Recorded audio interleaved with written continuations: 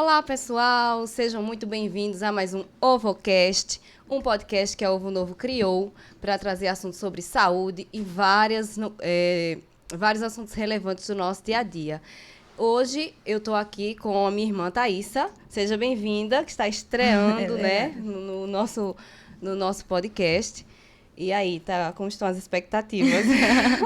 Estão ótimas, a gente já estava aqui batendo um papinho, já uma prévia do que vai rolar hoje aqui.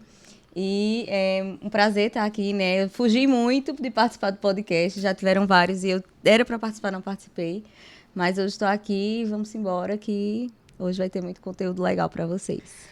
Vai sim, e muito obrigada por estarem aqui conosco. Lembra de seguir a gente lá no YouTube, de acompanhar nossas redes sociais, nosso Instagram, tem muita coisa nova, muita coisa boa. E o podcast de hoje está incrível, né? Vocês não podem perder, assistam até o final, porque o nosso assunto de hoje tem muito a ver com essa galerinha aí que está de férias, né? A gente trouxe hoje 2 convidados, né? O educador físico e personal trainer Manfred e a doutora nutricionista Emanuele. Olá, bom dia. Bom dia. Tudo bem? Tudo bom? Bom dia. Sejam bem-vindos. Muito obrigada por aceitar o nosso convite. Fala um pouquinho sobre você. Meu nome é Manfred Alencar. Eu sou graduado em Educação Física há 13 anos, 14 anos já fazer. E amo a área. Estou apaixonado pela área. Eu até costumava dizer antes, e aí eu costumo dizer... Trabalho por lazer. Isso é bom, graças a Deus. Graças a Deus. Mas sou especialista, tenho algumas especialidades, dentre elas natação, esportes aquáticos, tudo isso envolve muito o crescimento e desenvolvimento das crianças. Também tenho uma especialização em grupos especiais, dentre esses grupos especiais também é exercício físico, tanto para bebês, crianças, aquela fase da primeira infância, pré-adolescentes, adolescentes, até a minha profissão a gente cuida desde o nascimento até o fim da passagem aqui na Terra. A gente está cuidando das pessoas e isso é uma das coisas que me encanta na área. Então, eu sou isso, é isso. Atualmente eu estou atuando como personal trainer. Inclusive, tenho alunos de personal, eles... Era meu aluno quando pré-adolescente, agora já passou da fase da adolescência, já está um adulto que está comigo aí. Continua, E aí, estou na área e atualmente também estou como consultor em academias. Estou fazendo um MBA em gestão em academia, gestão fitness. A área vem se expandindo muito e sou um apaixonado na área, eterno estudante. Nossa, que maravilha. E fico muito feliz pelo convite de vocês, tá? Espero trazer informações relevantes para o nosso OvoCast. Com certeza. E aí, Manu? E você, Manu, conta pra gente um pouquinho de você. Olá, queria agradecer o convite. Eu acho que eu amo falar de alimentação infantil, então eu tô bem à vontade para isso. Eu me chamo Emanuele, para quem não me conhece, mas como eu já adiantei aqui, eu também sou conhecida como Manu, a tia Nutri. Eu trabalho com a área de nutrição materno-infantil há quase 5 anos e hoje eu realizo atendimentos tanto online quanto presencial. Eu sou mãe de Alissa, de 1 ano e 7 meses. Ela é a minha faculdade, a minha pós-graduação da vida. Acho que não tem melhor curso que ela. E, assim, minha paixão pelo mundo infantil, né? O universo, as crianças, ela é muito antiga. Então, antes da faculdade, eu já gostava de criança. E eu digo que eu sou uma criança, né? Quando eu tô com criança, são 2. Vira outra criança. E aí, quando eu decidi fazer nutrição, né? A primeira coisa que me moveu foi a questão da minha família. Eu tinha muitos casos de dificuldade com a alimentação, com peso, né? E aí eu via tias, mães lutando com a balança. E sempre que a gente falava de alimentação, era algo muito assim, a gente tem que parar de comer isso. Eu fui para um nutricionista e o nutricionista disse uma lista de coisas que eu não podia comer. E eu sempre fui da vibe, né, de que a alimentação ela tem que ser prazerosa. Eu tenho que chegar, sentar numa mesa, eu tenho que gostar do que eu tô comendo, né? Tem que ser gostoso. E eu nunca acreditei nisso. Na minha alimentação também, eu nunca me movi assim. E aí eu disse à minha mãe, eu acho que eu vou fazer nutrição. E eu vou provar pra vocês que é possível comer coisa gostosa, sendo saudável. E aí entrei na nutrição desde o primeiro período. Na minha apresentação foi assim. Eu digo, eu vim revolucionar a nutrição. Mas aí quando eu entrei, eu disse, opa, peraí. dá para unir a nutrição com criança. Aí eu disse, existe a nutrição materna infantil, então é isso que eu quero, é minha escolha. E desde o primeiro período, eu comecei a direcionar tudo que eu fazia para isso. Minhas conversas com os colegas na sala era sobre nutrição materna infantil. Quando tinha curso, eu buscava por nutrição materna infantil, especialização. Já tinha na cabeça que era aquilo isso, mesmo, era né? minha Já foi direto. escolha. E aí terminei a faculdade, quando eu terminei, fiz a minha especialização e aí foi o fim. Eu disse, não, tô no lugar certo. Foi o fim, não, foi o começo. Exatamente, né? Eu digo que foi a minha certeza, assim, o carimbo de Foi. que realmente era isso. E aí foi quando eu vi que a maior importância da gente trabalhar com a gestação, com o começo de tudo, como o Manfred falou, né? A gente tá ali trabalhando, é o início, é onde a gente constrói as bases mais sólidas de tudo que a gente quer para a vida adulta, né? A nossa qualidade de vida, tudo que a gente faz ali naquela fase. Então, é muito gratificante. Eu sou apaixonada a trabalhar com isso e me sinto muito realizada. É dinâmico, é desafiador, mas também é muito gratificante. A gente faz muita diferença na vida da família, das crianças. Isso dá uma recompensa maior do que Sim. financeira. Fazer a diferença, modificar a vida das pessoas. Fazer com que, na sua área, eu imagino assim, fazer com que as pessoas façam a dieta, gostando de comer, amar comer. Poxa, deve E ser essa, muito e essa massa, área que velho. vocês atuam é muito assim, né? Vocês atuam mais na área de prevenção do que de Isso. tratamento. Também de tratamento, né? Quando é necessário. Mas você poder ajudar a prevenir, eu acho que é muito melhor, né? Do que você Com certeza. ter Se que tratando tratar. de crianças, né? A Principalmente gente, tratando de trata crianças, né? mais. Atenção primária, né? A famosa Ah. prevenção. Exatamente. E assim, se torna muito mais gratificante porque vocês estão construindo hábitos, né? Hábitos de adultos saudáveis, né? Então, tanto no exercício quanto na dieta, é bem importante ter uma alimentação bem balanceada no início, né? Ali na introdução alimentar, com 6 meses.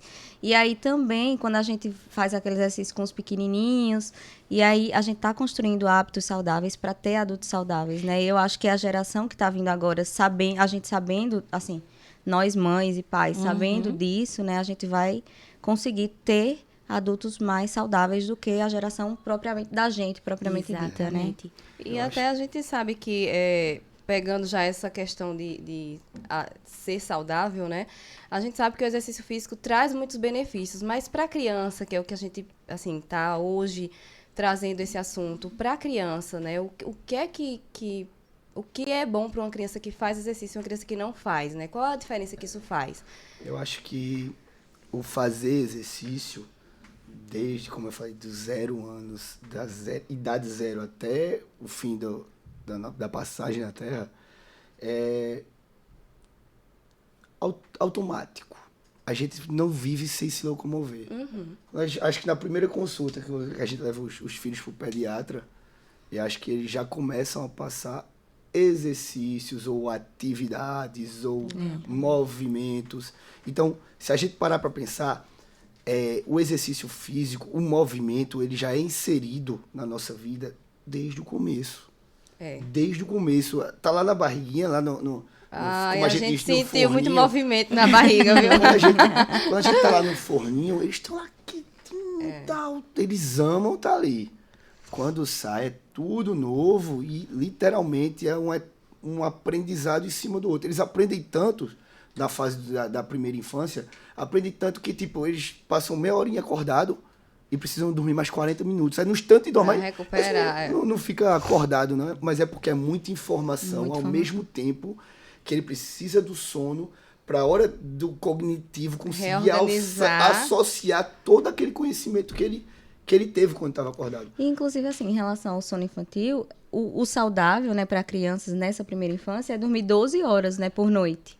Então, é justamente para recuperar todo o esforço que foi feito para aprender, para se locomover, para tudo. Porque se a gente, assim, faz um exercício e cansa, eles que estão aprendendo a fazer cansam muito mais, né? Isso. A gente vê na primeira infância, tá? A pergunta. Na primeira infância, a gente vê os pediatras já passando esses exercícios que são primordiais para eles começarem a criar força, literalmente. Então, não tem diferença de um bebê de 2 meses fazer... Já viu o time time? Pronto. Não tem diferença do bebê time time ali, fazendo time time, de que um adulto na academia. Por quê? Porque eu vou te dar esse exemplo. Porque na academia ele está pegando um peso, alguns exercícios com o peso do próprio corpo. E o time time é o peso da cabeça.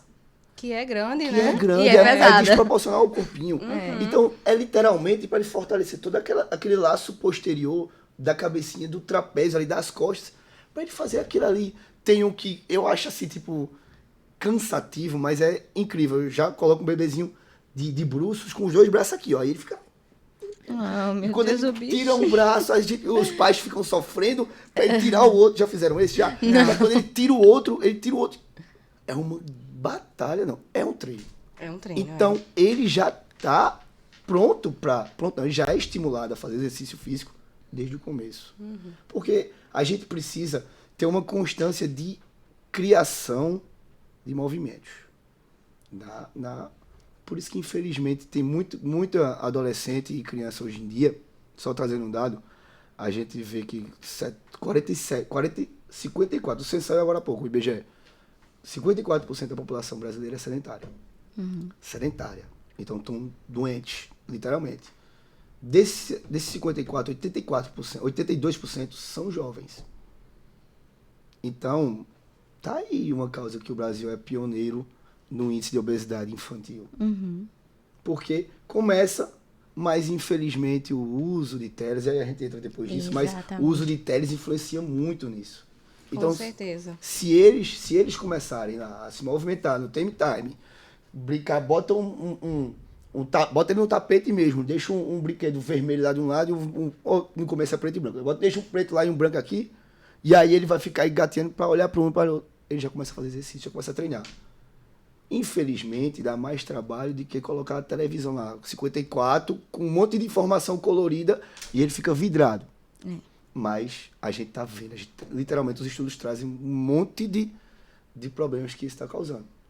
Mas, respondendo a pergunta para a gente passar para outra, o exercício físico, ele faz parte a vida inteira, desde as habilidades motoras que estão sendo criadas nos primeiros meses.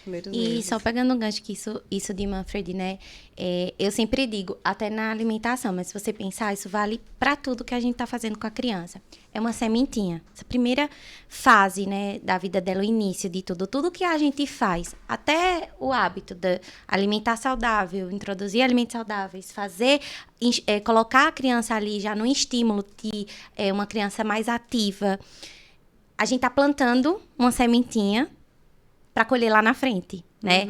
Então, assim, no começo a gente acha que é só uma atividade que a gente tá fazendo, uma ocupação. E aí a gente, na verdade, tá instruindo, a gente tá formando um hábito. Os primeiros 1000 dias da criança é onde a gente forma tudo, né? Aí eu sempre digo à família, quer que seu filho seja saudável, quer que ele tenha saúde, uma imunidade forte, coma de tudo. Então, tudo que a gente faz nos primeiros 1000 dias, que vai desde a gestação até os 2 anos, é primordial. Então, vamos lá, vamos pensar na alimentação e na atividade física. Se eu pego uma criança e eu cuido dessa mãe na alimentação dela desde a gestação, quando possível, né, liberado pelo médico, essa mãe, ela faz uma atividade física durante a gestação. Eu já estou moldando, a gente falou de moldar nesse instante, eu já estou moldando o gene dessa criança. A gente fala de programação metabólica e é justamente isso. Vou dar um exemplo. Minha mãe é diabética. Eu tenho um gatilho em mim e através dos meus hábitos, se eu for sedentária, se eu tiver uma má alimentação, eu posso ativar esse gatilho. Ele está aqui.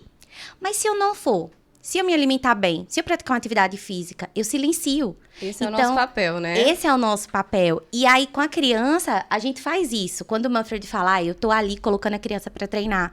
Quando a gente fala, vamos colocar a criança para se alimentar de forma adequada, fornecer todos os nutrientes. Eu tô formando o paladar dessa criança, instruindo ela a criar essas preferências alimentares. E quando ela passar desses 2 anos, eu já construí aquilo que eu falei da base mais sólida e ela vai levar para o resto da vida. E isso vai muito de encontro à cultura que a gente tem de dizer, não, ela é pequenininho, depois eu vou ensino, depois eu explico, depois eu mostro como é, mas não, né? Tem que ser hoje, tem que ser agora, porque isso vai se construindo, como você me falou, desde a barriga. Perfeito. Né? Exatamente. Infelizmente, é um viciozinho que a população traz de procrastinar as coisas. É verdade. Vamos deixar para depois. Deixar para depois o que pode ser feito hoje. Porque eu vou colocar... Não, esses dias a gente... Eu dar exemplo. Esses dias a gente precisava fazer lavagem nasal. Na bebezinha da gente. Nossa filha Madalena e Viviane tá em casa essa hora. E aí, Viviane disse, o nariz dela tá tão limpinho, vamos deixar pra depois. Amor, faz mal, mas precisa. Vamos fazer a lavagem. A gente sabe que no começo, pra fazer aquela lavagem lá com o sorinho, dá um trabalho, o narizinho desse tamanho. Mas Quando eu faço hoje a lavagem, Catarina fica rindo. Quando termina, ela ri. No começo, ela tava bem assim, achava ruim. Agora, quando eu termino, ela bota pra rir. Pronto, aí agora eu faço, ela já fica rindo já. E aí a gente imagina que, assim, quanto antes, então, né? Quanto antes, quanto agora, hoje, nunca é tarde, né? Comece hoje a estimular da melhor forma possível. Mas, assim, o que é que... quais os tipos de atividade física são indicadas para cada faixa etária? Porque, por exemplo, antigamente, quando eu tinha 15 anos, minha mãe dizia, não pode ir para academia pegar peso, não. Só pode depois dos 18. Tinha aquele vício, né? Essas culturas que as pessoas criam. E, assim, o que é, por exemplo, a criança com 4 a 6 anos, com até 10 anos, o que é indicado? Ótima pergunta. Inclusive, essa pergunta vai responder umas 3 no meu Instagram. Vamos lá. Como eu já falei anteriormente, o exercício físico, o se movimentar, ele está enraizado na gente. Nós somos feitos para se movimentar. Até a fase do estirão, os meninos, daqueles 10 até os 14 anos, o corpo está em formação. Tem estudos que dizem até os 21 anos. Então, até esse momento, a gente está precisando formar. Então, a gente está em crescimento e desenvolvimento. De lá para cá, a gente vai trabalhar para minimizar danos e melhorar a nossa qualidade de vida. Então, de 0 a 10, o pediatra vai passar os primeiros exercícios. Vai passar, ele vai dizer assim. Pode dizer, o educador físico vai dizer, não é exercício, não, porque o pediatra não pode passar exercício, não. É movimentos, por exemplo. Enfim, ele vai passar os primeiros exercícios, vocês vão começar... Os próprios pais, eu acho que Deus é tão maravilhoso que ele capacita os pais que quando a gente vê assim, a gente tá fazendo, mas de onde foi que eu tirei isso que eu tô fazendo, isso tá dando certo? E aí, a gente brinca, a gente começa a fazer movimentos de... Nessa fase bem inicial é bom natação, né? A natação é muito lúdico, Eu vou chegar lá. O rastejar, o mudar de plano, o eixo, quando os pais conseguem ver o filho rolando a primeira vez, aquela alegria, quando ele começa a fazer aquela posição do time, quando ele consegue da esfinge, segurar, né? Da esfinge, perfeito. E aí, a natação, como eu disse, uma das minhas especialidades é a natação para crianças. No segundo mês já é indicado. Sério? Tá dentro d'água. Gente. Sabe por que sério? Porque é mais fácil. Ele está acostumado, lá nos 9 meses, tá dentro d'água. Eles passam 9 meses crescendo e desenvolvendo dentro da água. Eu acho que na internet tem muito isso. Inclusive no Instagram, vou mandar um bocado pra vocês. Tipo, joga os meninos dentro d'água dormindo. Eu fico com pena dos bichinhos. Eu acho que é tão bonito que, tipo, às vezes uns sofrem, fica aquela carinha, mas a gente sofre mais trazendo pra si. Mas eles amam. Então, a natação vai ajudar muito no desenvolvimento cardiorrespiratório do bebê, sem falar da locomoção do bebê. Então, questão de força, membros superiores e inferiores, natação logo nessa primeira fase é a mais indicada. E aí teve até uma pergunta no meu Instagram, como eu trabalho muito na área dentro da academia, estou trabalhando na academia todos os dias, aí pergunta lá, quando é que a criança pode pegar peso? Aí vem logo essa pergunta que todo mundo quer fazer. Vem logo essa dúvida. Antigamente se dizia, não pode pegar peso não, senão vai ficar atarracado. Atrofiar o músculo, né? E aí eu vou chegar lá também. Aí antes dizia, não, bota no basquete, bota no vôlei, bota pra coisa. Todo movimento, ele é benéfico. E ele melhora o crescimento e o desenvolvimento da criança. Seja a criança qual for, seja ela qual for, todo movimento vai melhorar o crescimento e o desenvolvimento da criança. Movimento é vida, né, gente? O corpo pede movimento. Então, aí vai dizer, o movimento dele é olhar para a televisão assim, ele movimenta os olhos. Gente, a gente tá trazendo para si uma geração que vai vir aí na frente muito depressiva e com muito déficit de atenção. Eles estão levando bombardeios de informação ao mesmo tempo através da tela e o cérebro ainda não está desenvolvido para adquirir aquele conhecimento, aquela quantidade de informações. Isso vai vir mais na frente. Mas o movimento, ele é necessário. E aí a gente diz, respondendo a pergunta, tem estudos. Pronto, tem um estudioso na área de treinamento de força para criança, né? Feigenbaum, é um americano. E 4 anos de idade, treinamento de força já é muito benéfico. Muito benéfico. Eu volto ao que eu disse agora há pouco. Eu não diferencio um time time de uma extensão de tronco na academia, não. É o mesmo movimento, gente. Vocês já foram para academia, já viram aquele movimento com as cargas específicas para aquele momento, Perfeito. né? De um bebezinho que tem que carregar o peso A da cabeça e a criança e o adulto. E aí eu te digo, antigamente, em 1979, nos Estados Unidos, tinha meio que um IBGE lá. E aí eles constataram que naquele ano 30 mil crianças se machucaram em academias. 30 mil é muita gente, é muita criança. E aí eu comecei esse em 1979, trouxe isso para responder a sua pergunta. De não poder ir para a academia. E aí, 30 mil pessoas na academia, nos Estados Unidos, eles têm os hábitos de toda garagem, todo canto, tá fazendo exercício físico. Inclusive, a profissional de educação física, lá nos Estados Unidos, para se virar coach, basta você fazer um curso de uma semana. Você já vira coach, já vira treinador. Isso o Brasil tá há anos à frente, graças a Deus. Graças a Deus, né? Porque Mas... por isso que 30 mil crianças se machucaram. Não, vou explicar por quê. E aí, isso em 79. E aí veio se criando... Aí proibiram crianças na academia. E até hoje, grande parte das academias são proibidas. E aí, em 2008, um cara chamado Mayer fez um estudo, um americano também, para tentar destrinchar essas lesões. Vamos lá. As crianças... E o que foi que eles viram? Ele começou a ver que as crianças, 60% das crianças que participaram do estudo, desse levantamento, foram lesionadas mãos e pés. Mãos e pés. E aí... Mãos e pés. E aí, a fase mais adulta, aí lesionavam uma lombar, lesionavam um ombro, que acontece com um treino muito forte, quando não orientado, acontece uma lesão.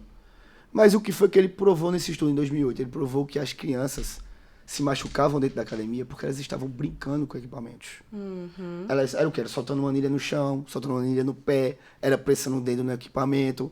Então, Manuseio mesmo, né? Manuseio. Uma criança numa academia não supervisionada. Uhum. E aí foi quando... Peraí. Não é o exercício físico, não é a musculação que faz as crianças se machucarem, não. É as crianças na academia... Sem supervisão. Sem supervisão. E aí agora em 96, foi antes, em 96, esse Feigenbaum fez um estudo que ele pegou fez vários estudos esse cara, mas aí eu trouxe um só para lembrar, a gente visualizar. Ele pegou um grupo de crianças de 4 a 7 anos e colocou para treinar 8 semanas e para ficar parado, para não treinar mais 8 semanas. E aí um grupo começou sem treinar na primeira semana e treinou na última semana, nas 8 semanas finais, e o outro vice-versa. Foi o que ele viu. Botou para fazer exercício de academia mesmo. Porque na internet tem muito, isso você já deve ver. Supino, extensora, para leg press para criança, menorzinho para criança. E aí ele colocou eles nos equipamentos e as crianças de 4 a 7 anos fazendo supino. 8 semanas, fazia leg press, fazia salto com agachamento com o peso do próprio corpo. Treinavam força. E aí ele viu que as crianças que treinavam nas 8 semanas, elas ganhavam força no membro superior, ou seja, 50% de força a mais no supino, conseguiram aumentar a carga em 50%. Na extensão de pernas, cadeira extensora, ganharam 46% também de força. E as crianças, e aí quando passava 8 semanas parada, aos pouquinhos ia diminuindo, mas não perdia. E vice-versa. Todas elas ganharam. E aí, pô, então quer dizer que ele constatou que exercício, treino de força faz as crianças obterem mais força. Beleza, nada de muito novo. Mas o que chamou a atenção nesse estudo é o seguinte, eu até botei no Instagram isso, as crianças que passaram 8 semanas sem treinar, elas cresceram 1,3 centímetros. Cresceram em estatura. E aí eu pergunto a vocês, o que vocês acham das crianças que treinaram 8 semanas? Cara, com certeza cresceram mais, né? Agora me conta Agora que eu quanto tô curiosa. mais, né? Elas cresceram 1,1. Menos? Cresceram mais. 0,3 Ah, 0,3 e 1 ponto... e Ah, 1,1 centímetro. Eu pensei que ia ser só o Ah, dobro, 0,3 mas foi mais que o dobro. centímetros. Foi mais que o dobro. Ou seja, muito mais. foi quase mais do que o triplo. Ou seja, as crianças que estavam se movimentando, elas tendem a também crescer mais em estatura. Então caiu por terra a história. Não pega peso não, porque senão... Porque senão atrofia. É o contrário agora, né? Contrário. E aí, depois desse estudo, isso em 96, depois desse estudo, cara, veio uma pá de estudos comprovando a mesma coisa que o treinamento balístico, o remo, a escada bike, o treino HIIT para crianças. Tem outro estudo que de 7 anos, crianças de 7 anos, melhoraram a performance porque treinaram HIIT. E aí, uma criança de 7 anos, quando chega na escolinha, que ela consegue correr, fazer todas as atividades, o tio manda fazer isso aí, ela sempre se sai à frente. Não porque é uma competição, mas ela tende a se voluntariar mais Isso aumentar a autoestima e isso já evolui a parte cognitiva, mental, emocional daquela pessoa, dá mais segurança àquela criança. Aquela criança que tem aquela timidez, é retraída, de ter vontade. Basicamente, se ela fizer exercício físico, ela tende a se soltar mais. Então, treino de força, corrida, aí não vou nem falar de futebol, basquete, vôlei, natação, para crianças que estão se desenvolvendo, todas essas vão ajudar muito nas habilidades motoras, e aí por aí vai. Nossa, eu tô impressionada, Thaís. A gente devia ter pegado muito peso pra ver se a gente crescia mais uns 10 centímetros. É verdade, não, Nunca eu é acho tarde, que o que, né? eu Nunca acho é que o que tarde. faltou foi isso, mas crescer não cresce mais não, meu filho. Aí já passou a época. Doutora Manu, o que você acha que o ovo pode ajudar nesse processo de desenvolvimento muscular, de crescimento, né? Qual a importância do ovo nessa parte aí da nutrição das crianças? Manfred tá falando, né, da questão do desenvolvimento, crescimento. Quando a gente tá falando de criança, a primeira infância, né, é uma fase de crescimento muito acelerado. A criança, ela tem uma necessidade de nutrientes ali para o seu completo desenvolvimento. Pensando no ovo, a gente tem um alimento que ele é fonte riquíssima de proteína. E a proteína, ela vai fazer parte ali da questão estrutural, né, do tecido muscular. Não só o tecido muscular, mas dos órgãos, da pele, do cabelo, né? Então, o ovo, além de trazer essa questão do desenvolvimento muscular da criança, que vai contribuir na questão da força, do crescimento dela, a gente também pode estar trazendo, você falou da questão cognitiva, né? Dentro dos nutrientes que o ovo ele proporciona ali, a gente vai ter uma série de vitaminas, né? Vitamina D, vitamina do complexo B, vitamina E, a gente vai ter as gorduras boas, né? Vamos falar do ômega 3, que está presente no ovo, e eles vão fazer esse papel no desenvolvimento cerebral da criança. Então, a gente pega uma criança que está em uma fase de desenvolvimento, ela necessita de nutrientes e eu dou todo o aporte de nutrientes que essa criança precisa. Essa criança ela vai desenvolver de uma forma adequada, ela vai desenvolver saudável, né? E aí, eu já pegando o gancho, a gente pega essa criança que desenvolveu de uma forma saudável, que recebeu todos os nutrientes através de um alimento que é riquíssimo, né, em questão de proteína e de nutrientes, assim como os outros, e a gente também consegue promover uma qualidade de vida melhor lá na frente. Então, assim, trazendo a criança que tem uma atividade física ao longo do dia mais intensa, né? O ovo, ele faz parte da nossa alimentação diária. Então, ele não falta em casa. A gente come cuscuz com ovo, pão com ovo, ovo com cereais e tubérculos. Ovo com ovo. Ovo com ovo, né? Se só tiver ovo, a gente come ovo. Então, é muito, assim, difícil a gente encontrar pessoas que não gostem. E mesmo as pessoas que não gostam, a gente consegue, dentro do consultório e na nutrição, né? Por isso que eu falei que nutrição materno-infantil é dinâmico, porque a gente precisa adaptar. Pegar uma criança que não gosta de ovo. Mas, às vezes, o ovo ali é muito mais acessível na casa daquela criança. Eu pego aquele ovo e eu digo, tá, você não precisa comer o ovo, mas a gente pode pegar esse ovo e trazer dentro de uma receita. A gente pode inovar, né, a apresentação desse ovo para a criança, aproximar ela com esse alimento.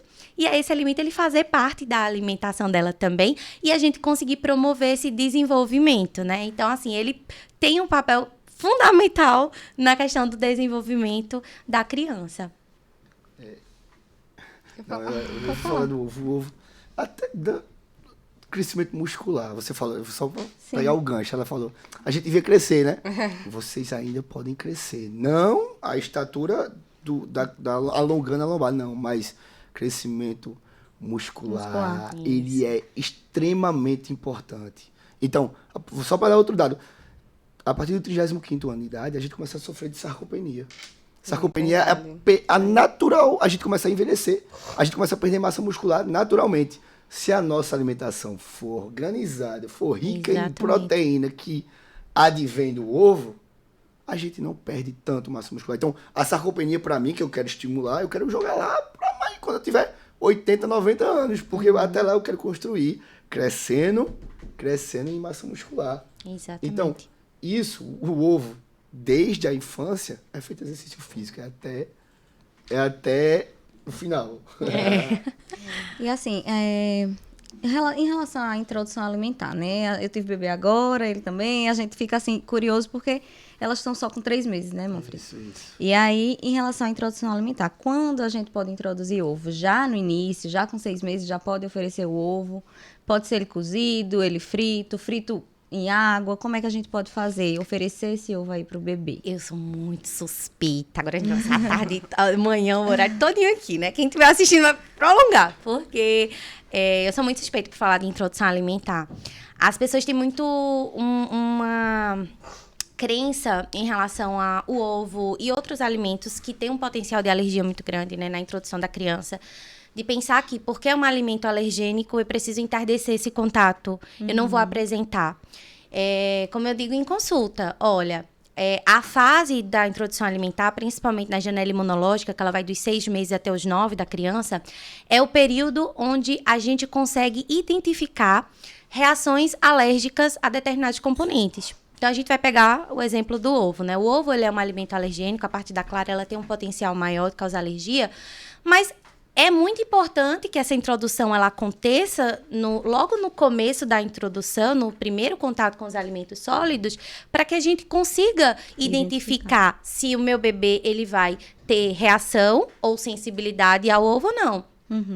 E essa janela imunológica, ela basicamente é o pico do sistema imunológico da criança.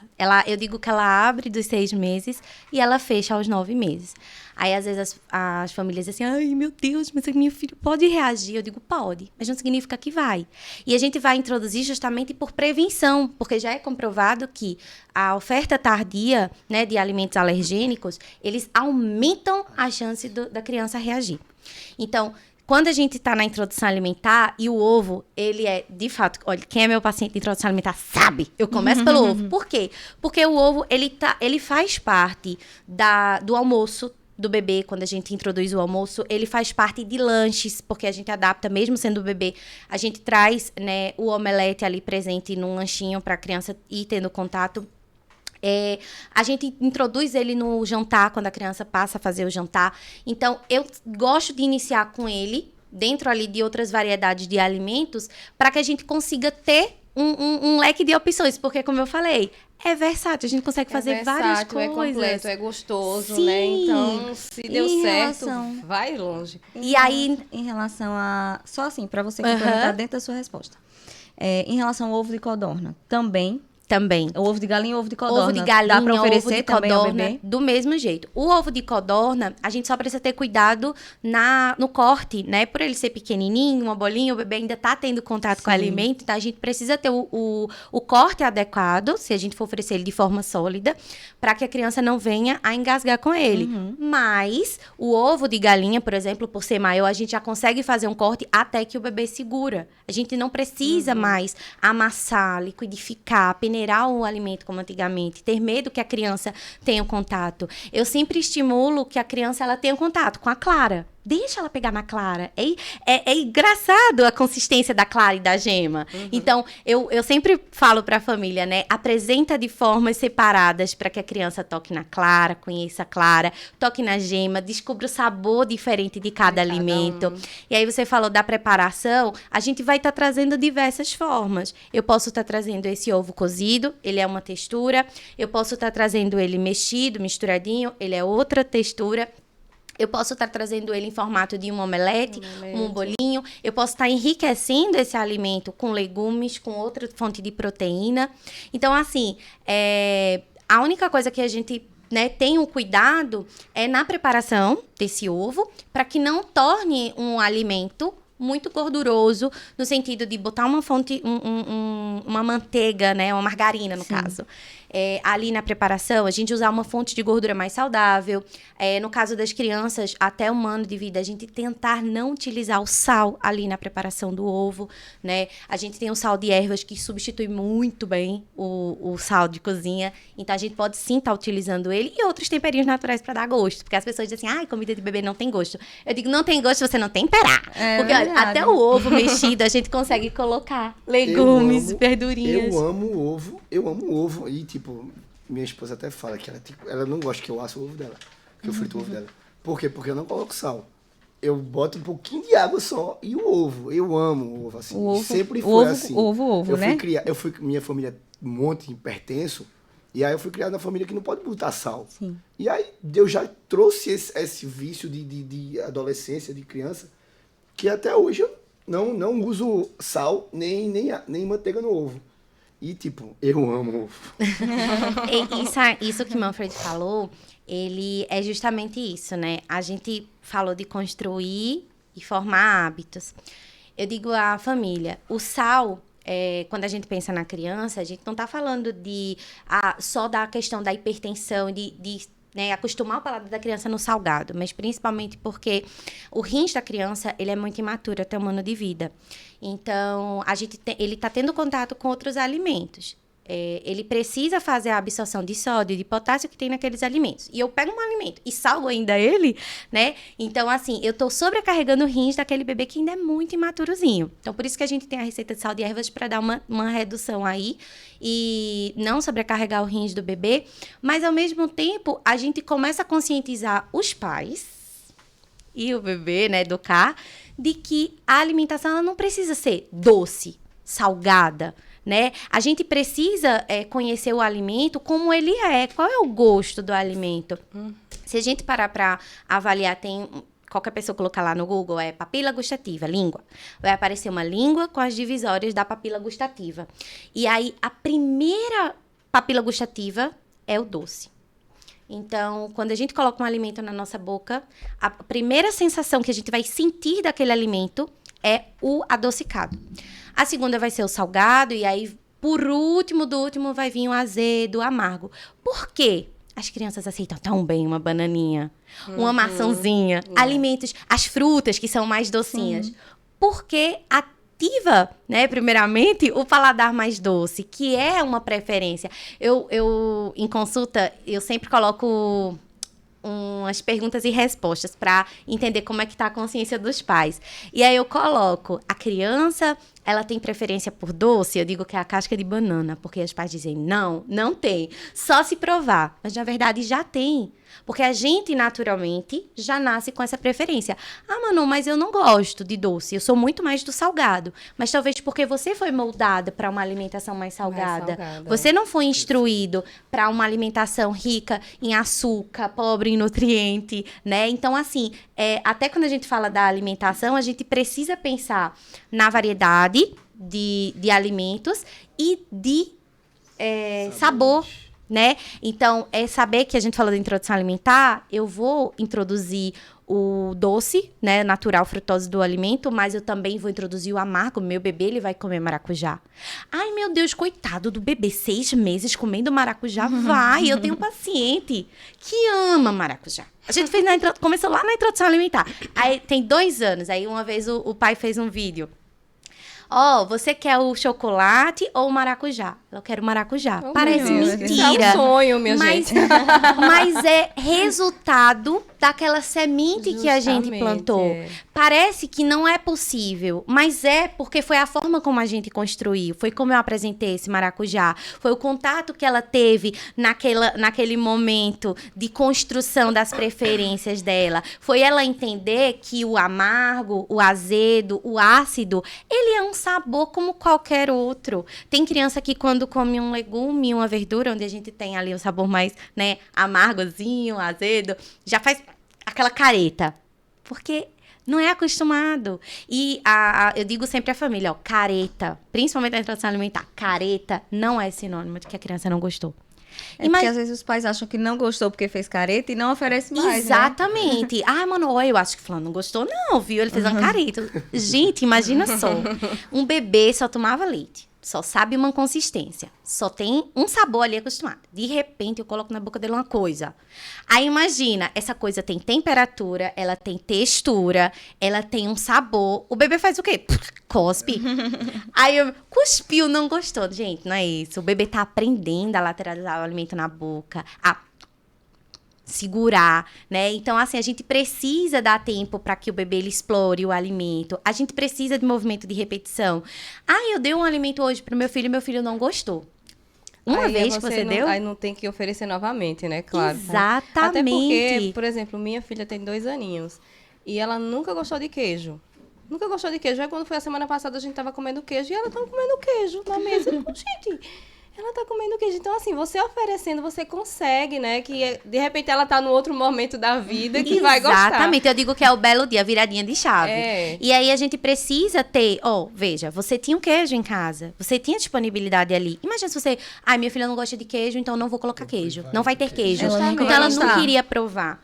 A mesma coisa é com o alimento. Existe uma comprovação de que pra gente poder dizer assim, a criança não gosta, uma criança que não é seletiva, ela precisa ter, em média, 10 a 12 ofertas daquele alimento, de formas diferentes, para eu ter certeza. E essas 10 às 12, essa criança recusar e eu ter certeza que ela não gosta. Porque talvez ela não gostasse, um exemplo, do queijo cru, mas ela gostasse do queijo assado. Ela não no dia que você ofereceu o queijo tava aquele queijo que é molinho, muito, né, derrete. E ela gosta de um queijo mais consistente. Então, a gente precisa testar. Ou então, quando eu ofereci o queijo, tinha queijo e ovo. Aí, claro que ela vai pro ovo, porque ela ama porque ela ama Aí ela ovo, não quis o queijo. É a coisa entendeu? mais linda. Ela pega o ovo na mão, assim, ela come um ovo inteiro, assim, na mão. É a coisa mais linda do mundo. Eu digo, deixa a mamãe partir. Ela faz, não. Mas ela comendo ovo. E a criança, a gente não entende isso, né?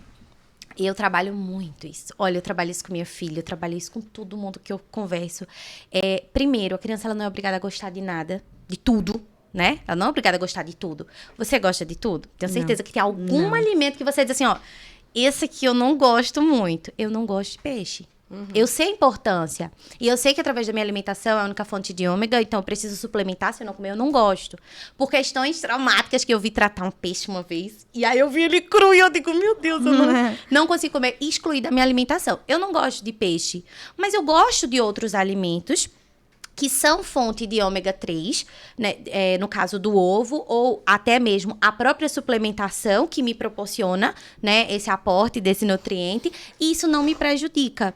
Então, a gente não precisa forçar a criança a gostar de todos os alimentos, mas eu preciso construir com ela ali a disponibilidade, né, de alimentos que vão suprir essa falta, né, daquele alimento que ela não gosta, ou então até mesmo fazer como você fez, e tentando, né, um belo dia deixar ali disponível para que a criança ela goste. Em relação ao paladar da criança, dela saber se gosta ou não, porque assim, teoricamente, na minha cabeça de leiga, né? A criança nunca teve contato com alimento nenhum. Então, se eu oferecer a ela um brócolis, um chuchu, uma coisa, como ela vai saber se ela não gosta? Exato. Né? E assim, Esse hábito, ele é construído desde a barriga, desde a alimentação da mãe, ou não? Não tem nada a ver, vai construindo, você vai insistindo e ela vai gostando de todos os alimentos que você oferecer. Eu digo assim, a introdução alimentar ela é dividida em 3 fases. A primeira fase é dentro da barriga da mãe. Através do líquido amniótico, tudo que a mãe consome, ela tá passando para a criança. É sabores, é nutrientes. Então, uma mãe que teve uma alimentação rica em legumes, verduras, né? Ela facilita a aceitação dessa criança mais para frente, porque a criança ela já cria memórias intrauterinas. Tem um estudo que pegou mães que comeram feijão de corda e mães que não comeram feijão ao longo da gestação. E aí eles avaliaram os bebês dessas mães, né? Na hora da introdução alimentar, os bebês que tinham mais aceitação com o feijão. E quais foram os bebês que tiveram mais aceitação com feijão? Os que as mães comiam feijão. Os das mães que não comeram feijão durante a gestação, eles tiveram uma aceitação muito menor. Então, assim, eu sempre digo, é moldar, sabe? A criança desde a barriga. Então, cuidar da alimentação da mãe para quando esse bebê nascer e ele começar a mamar, né? Ou o primeiro alimento, quando não for um leite materno, ele vai ser o leite artificial, a fórmula infantil, que é a segunda introdução da criança. Imagina só, ela estava ali na barriga, recebendo líquido amniótico, todos os nutrientes, de repente a criança nasceu. Aí, qual é o primeiro alimento? É o leite. Se a gente pensar numa mulher que amamenta, tudo que ela come, ela passa para a criança. Uma mulher que consome muitos alimentos alaranjados, o leite dela ela tende a ficar até na cor mais alaranjada. Então, não é só o sabor, os nutrientes também do alimento que estão ali. E aí a criança tem eu digo que é a segunda introdução dela, né? A primeira foi na barriga, a segunda foi ali no aleitamento, no contato com o leite, que foi o primeiro alimento dela. E ela vem para a terceira introdução, que é a mais impactante, que é o contato direto com o alimento. Agora você tem aqui o alimento à sua disposição. Você vai conhecer, você vai descobrir. É a fase onde a gente abre uma biblioteca. Eu digo que é a biblioteca dos sabores e das cores. A criança não conhece nada, ela só conhece leite. E aí, de repente, ela conhece um brócolis, aí ela olha assim, a primeira vez ela pode até nem tocar. Eu digo, não desiste, porque vai ter a segunda, e vai ter a terceira, e a quarta. E aí, um dia ela olha pro brócolis e ela acha interessante, e ela começa a manusear, e brincar, e interagir, e de repente ninguém pediu para essa criança colocar o alimento na boca. Ela foi lá e levou. Aí sentiu, mordeu, sentiu o gosto, cuspiu. Depois esse brócolis vem de novo, ela já sabe que pode levar na boca, ela já sabe que pode interagir com ele, ela começa a comer e aí sim, na repetição, na variação, a gente vai construindo esse paladar, né? Não adianta eu pegar, meu filho comeu brócolis um dia e ele comeu, gostou, eu vou trazer outros alimentos, esqueço lá o brócolis. Quando eu vim trazer esse brócolis de novo, como é que essa criança vai lembrar aqui, né? Então, o alimento, ele precisa ser muito, principalmente na fase da introdução alimentar, a alimentação extremamente variada, para que a gente consiga estar trazendo aquele alimento ali de forma frequente no repertório alimentar da criança. E essa motivação, assim, na alimentação também precisa existir nos esportes, né? Então, como é para fazer essa galerinha ter coragem e vontade de fazer atividades? O que é que você faz? Porque a minha mesmo é preguiçosa. Eu digo, vamos andar com a mamãe, dar uma caminhada? Ela faz, vou não. Quero não, aí fica em casa. Mas, assim, como é que faz para estimular e motivar as crianças?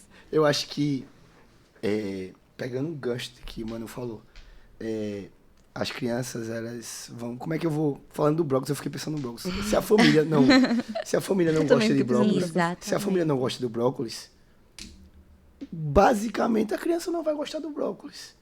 Às vezes, tipo, a primeira reação daquele gente que não gosta de brócolis, ver a criança comendo brócolis, a criança tá comendo brócolis, tipo... E aí, foi oferecida a ela.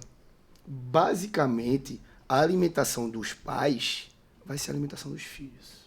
É verdade. Basicamente, claro que na introdução alimentar, quanto mais, melhor, tal. E se a família for rica em um repertório de alimentos, se ela também comer, isso vai levar. Aí eu levo pro lado do esporte. Basicamente, se os pais forem ativos, a criança vai ser ativa. A criança, por si só, a gente diz assim, eu vou botar meu bebê, meu filho, numa atividade para gastar energia. Não, é porque ela dormiu. Ela descansou. Então, quando ela acorda, ela tende a gastar. Gastar energia, sim. É natural o movimento. Então, se a gente cria hábitos de fazer a caminhada no parque, de fazer no final de semana, fazer a pedalada, naturalmente a criança vai gostar disso. E ela vai pedir. Agora, o que influencia muito e está influenciando muito é a questão das telas que estão sendo oferecidas muito cedo. É muito mais fácil, como eu disse, é muito mais fácil colocar a tela e deixar a criança entretida lá por horas e horas. Ela não vai ter, consequentemente, se ela não tem aquela disposição, aquela energia, aquele acervo motor, aquela quantidade de movimentos apurados, porque na criança a gente tem que desenvolver habilidades motoras, que é extremamente pertinentes e extremamente necessárias, tipo noção de espaço e tempo. Noção de espaço. Então eu sei que eu tô aqui, então eu sei que se eu vir um pouquinho para cá, eu bato nela. Então a criança tem que começar a desenvolver essas habilidades de noção de espaço, lateralidade, para o cérebro começar a entender que ela tem que trabalhar tanto o lado direito quanto o lado esquerdo.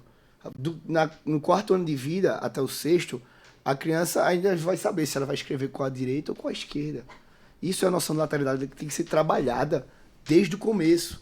Então, lateralidade, pegar um brinquedinho e ficar assim, ó, e ela acompanhando assim, ó, com o olhinho. No 2º mês, ela já começa a acompanhar. Passou a mãe, passou o lado, ela já fez isso aqui, ó. E, tipo, essa noção de lateralidade, de noção de espaço, ela começa a trabalhar. Aí vem a coordenação motora global, que ela começa a coordenar, tipo assim, se eu quero colocar a mão naquele brinquedinho, eu vou levar essa mão que está mais perto. E aí, aos pouquinhos, ela vai começando a ter o agarre, ela vai começar a ter a coordenação motora fina. É outra coordenação motora, que aí vai adquirindo esse acervo de coordenações, de habilidades motoras, que isso vai ser fazer totalmente diferença no crescimento dessa criança, no desenvolvimento e na fase adolescente. Até quando vai esse estímulo a equilíbrio e coordenação, assim, na parte da criança? Vou te dizer, até que idade? a criança, pré-adolescência e adolescência. Até ele passar do estirão, eles tá sendo estimulado. Acho que foi Tassi que falou. Nunca é tarde para começar, não foi você que falou? Nunca é tarde para começar. Por quê? Porque a gente vê, infelizmente, as crianças... Vejo jovens de 14 anos, 15 anos. Os meninos, hoje em dia, a aparência, se você vê, ou ele tem a alimentação oriunda dos pais, uma obesidade. Se você for numa praça de alimentação, você vai ver muito isso no dia de domingo. Pai e mãe gordinho, filho gordinho. Ou uma alimentação até mais... E comendo hambúrguer com batata frita, né, no domingo. Eu nem falar isso. Mas, no domingo é clássico. E aí, até tem os pais que não são gordinhos, tem a genética, mas os filhos não têm o acervo motor, e a gente vê um menino crescendo, um menino muito magro, a cabeça, às vezes, chega na academia direto. Os meninos não têm coordenação motora nenhuma, por onde passa é batendo nos cantos. Às vezes, chega um aluno mais jovem, adulto, professor, eu quero correr. Digo, às vezes, vamos aprender a andar primeiro, porque até andar... seria trágico se não fosse cômico. Engraçado, mas o acervo motor, depois bem. das telas, tá sendo... Acho que uns meninos mais velhos, se você olhar também, os meninos estão ficando muito magros, a cabeça muito grande, aí eles começam a ficar aqui assim, ó, corcunda, e a massa muscular dos eretores espiais e do dorsal, do laço posterior, não sustenta o corpo. E aí os meninos ficam assim meio que curvados, literalmente. E aí, tipo, são pequenos nuances que vai fazer diferença total. Já causa problema postural e já vem um monte problema. Aí, infelizmente, quando chega na escola, infelizmente tem muito menino ruim, literalmente assim, zoador. Aí vem o bullying social, vem o cyberbullying, vem diversos problemas associados à alimentação errada, porque acho que foi 2016, não, 2009, antes da pandemia, tinha mais de 30.150 crianças obesas entre 5 e 10 anos, acho que foi numa cidadezinha no interior do estado aí. Aí eu olhei assim e digo, meu Deus do céu, só no interior. Então, depois da pandemia, só aumentou, porque as telas aumentaram muito na pandemia. Então, a obesidade, ela também foi lá, a obesidade infantil, e aí vai levando, e aí vem a obesidade, vem problemas cardíacos, vem problemas de doenças crônicas degenerativas.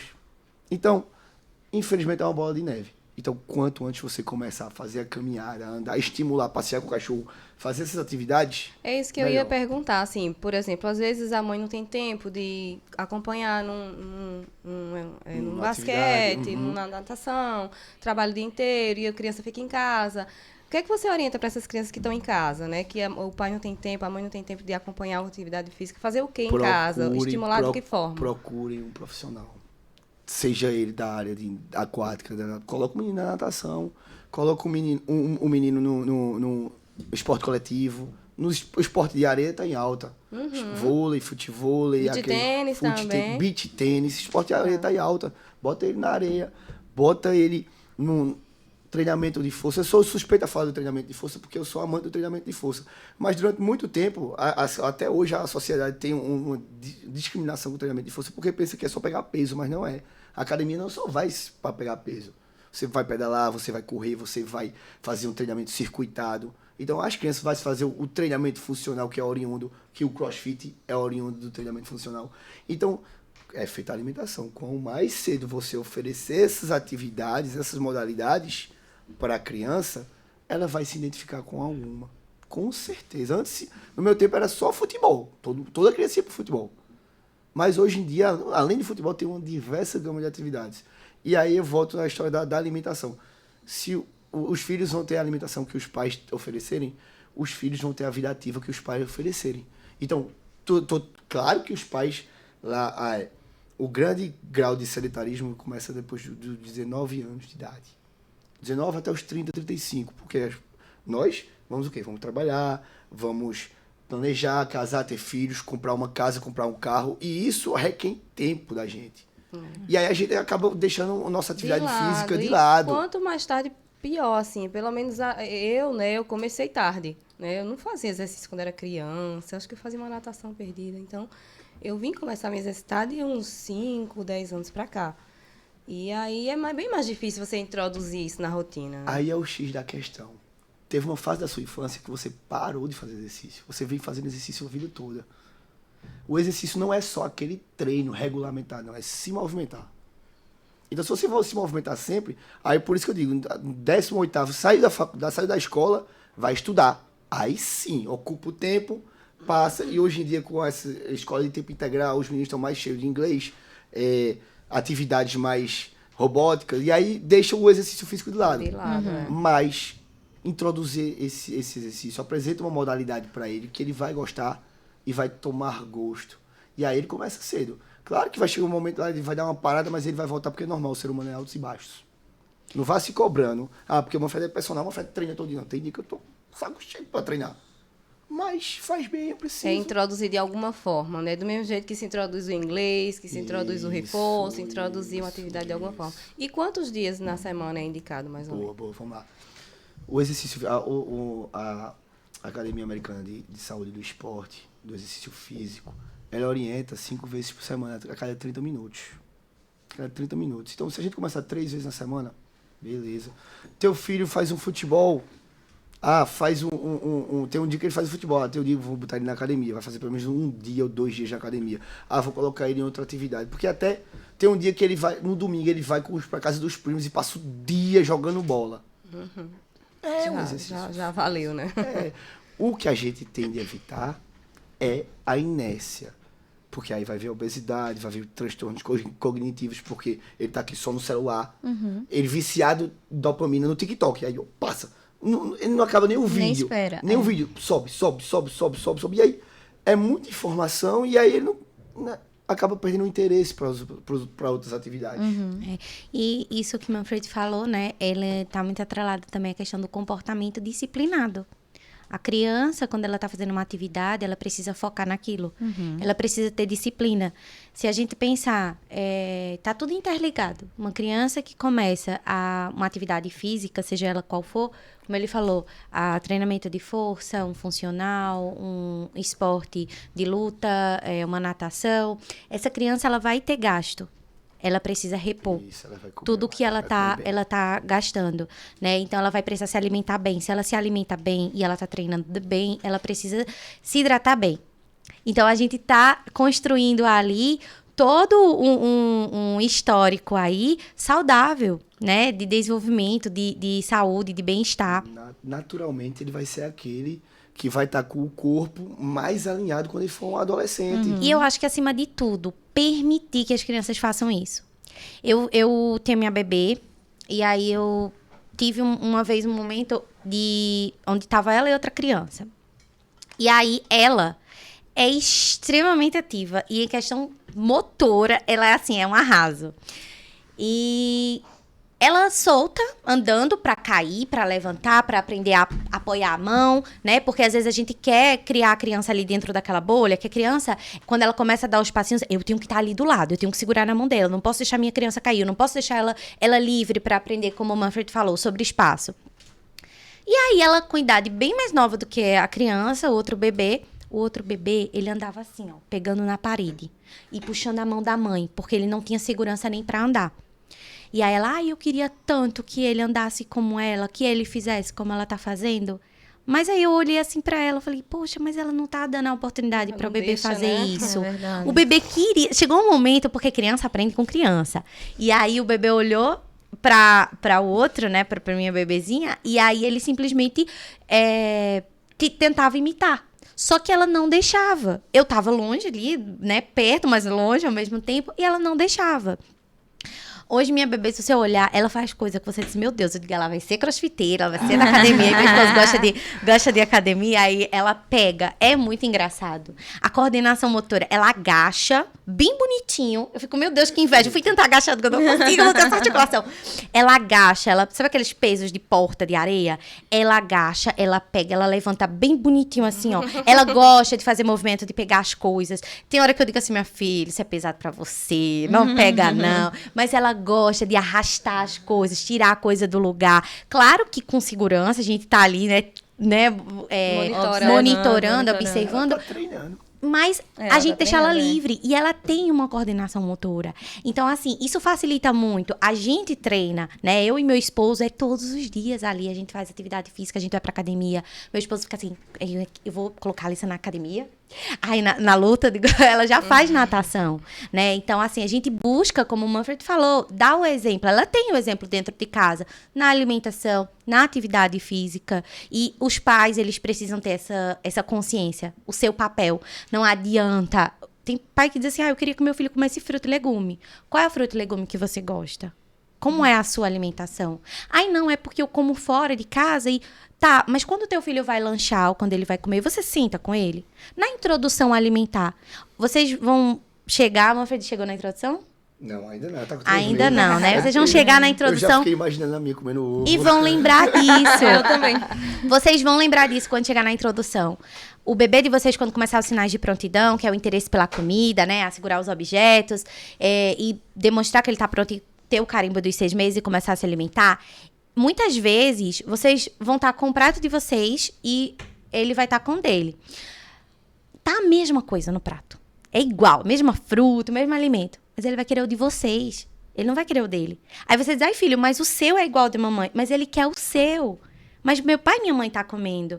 Então, a gente precisa até ter cuidado com o exemplo que a gente tá dando dentro de casa, né? Assim, o que a gente coloca em cima da mesa? Pra criança e tá comendo macarronada, isso, né? Como eu vou dizer pra criança que não? Eu preciso trabalhar com criança, a gente trabalhar com a família também. É impossível fazer um cardápio pra criança. Eu trabalho com a família e com a criança. Eu preciso pegar a família, sentar e falar assim, eu vou fazer consulta com a criança, quando a criança ela tem um entendimento, né? A gente conversa, faz terapia nutricional no consultório, faz toda uma questão de acompanhamento, mas a melhor consulta é com os pais. É conversando com os pais, é tentando fazer os pais entenderem que para a criança comer ela passa por etapas, é uma escadinha. A gente entende que botar um alimento ali, a criança já vai comer por instinto. Gente, ela mama por instinto, ela toma leite por instinto. O alimento para ela é brinquedo. Vocês vão ver, de primeira, eu digo a família, como é que tá a expectativa para a introdução alimentar? Eu acho que meu bebê vai ser super comilão. Aí eu digo, tá, vamos lá. Vamos ver, esperar. Vamos ver. Chega lá na hora, o bebê brinca mais do que come. A família, ai, meu bebê tá brincando. Ai, volta, dá Claro, leite. qual é a linguagem da criança? É brincadeira. Eu não vou entender que meu filho, ele vai comer porque eu tô dizendo assim, olha, você tem que comer porque tem nutrientes, porque é saudável, porque vai ajudar no seu crescimento. Não, ele tem que brincar, né? Ele tem que explorar o alimento. Então, na introdução, quando ele tiver contato com o alimento, ele vai primeiro passar pela fase do tolerar o alimento na frente dele, permitir que o alimento esteja ali no campo de visão, depois interagir, de brincar, jogar no chão, aí pega, bota, brinca, amassa, para depois comer. E você acha que, assim, com 6 meses não, na introdução propriamente dita não, mas assim, é importante, tanto para a coordenação motora quanto para o aprendizado, a preparação dos alimentos com a criança também, né? Até para ela despertar interesse por aquele alimento, né? A gente volta para aquela questão, né, da atividade física, da alimentação, é envolver a criança. A criança, ela não vai comer porque o alimento é saudável, faz bem para a saúde dela. Tem que ter um sentido. A gente come por quê? Deu a hora do almoço, deu fome, eu vou lá, minha barriga tá roncando, tô com fome, eu vou comer. A criança não. A criança a alimentação, ela é a nutrição, né, para sobrevivência, para os nutrientes, mas ela também é social. Já observou quando a gente vai fazer uma refeição sozinho? Às vezes é um dia corrido, aí não tem ninguém para comer com a gente senta ali naquela mesa, come. Mas se um dia a gente tem uma companhia do nosso marido, da nossa esposa, né, de um colega, e a gente tá sentado numa mesa com os amigos e tá todo mundo comendo, parece que o sabor da comida muda. É diferente. Pode estar comendo. O básico, mas é diferente. É social comer, né? É afetivo. Eu preciso... As lembranças que levar a criança para a cozinha envolve, né? Lembrar que, olha, quando você era criança, você tinha a possibilidade de conhecer os alimentos antes da preparação. Vou fazer um bolinho de cenoura.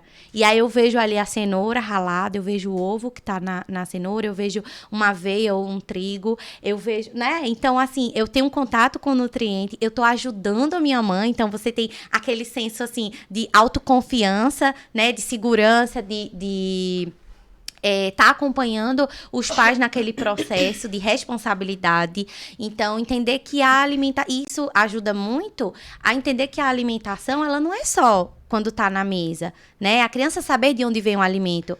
E até também a questão de ambiente, né? Porque às vezes a criança está comendo, assistindo televisão, está deitada na cama, e eu acho que isso também interfere, né? Eu sempre fiz questão que as minhas meninas sentassem na mesa. Digo, larga tudo lá e vem que é hora de comer, é hora de sentar na mesa. Exatamente. Ele ter esse ambiente, né, de alimentação.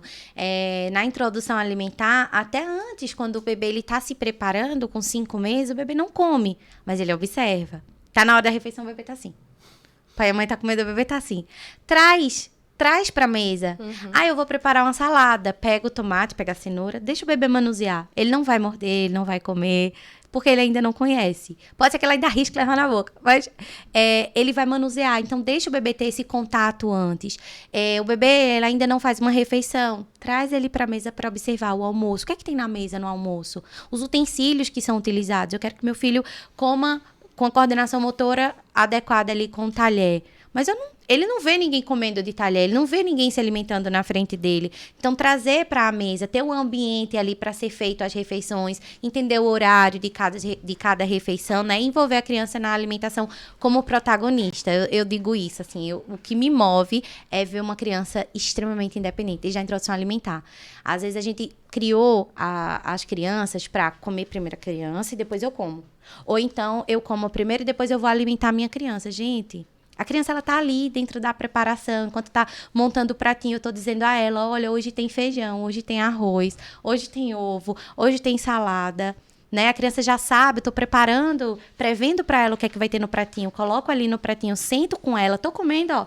E a criança tá ali, independente, que a gente volta para aquela questão. Eu dou oportunidade para que a criança ela tenha independência e seja ativa no processo de alimentação dela. Então, isso é muito importante. Nossa senhora, que bacana, hein? A consultoria particular. Viu? Verdade. Pra quem é pai e mãe, esse podcast foi assim. Foi maravilhoso. Maravilhoso. Se quiser ficar conversando o resto do dia, a gente Nós ficava. temos perguntas, mais alguma pergunta? Não, todas as perguntas que mandaram também no Instagram, a gente já fez aqui também. O pessoal mandou algumas perguntas no Instagram, mas aí a gente já, no desenrolar aqui, já perguntamos e já foram totalmente respondidos, né? Porque foi foi incrível. Eu amei Também vocês, amei, que foi vocês muito falaram, bom. aprendi muita coisa. Nossa, foi muito bom. Eu agradeço muito a presença de vocês aqui, o nosso convite. Foi muito engrandecedor, né? E acho que é isso. É isso, gente. Muito obrigada. Realmente, assim, Obrigada. pra eu que sou mãe de primeira viagem, eu amei estar aqui hoje. Foi, assim, o dia perfeito para eu vir.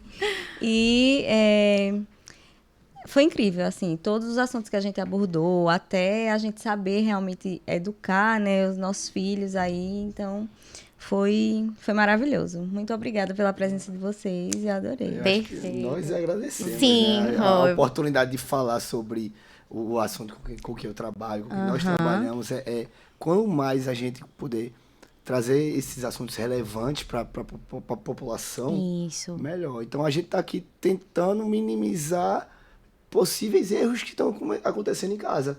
Verdade. Então, se as pessoas sabem da importância disso, então vão começar a fazer.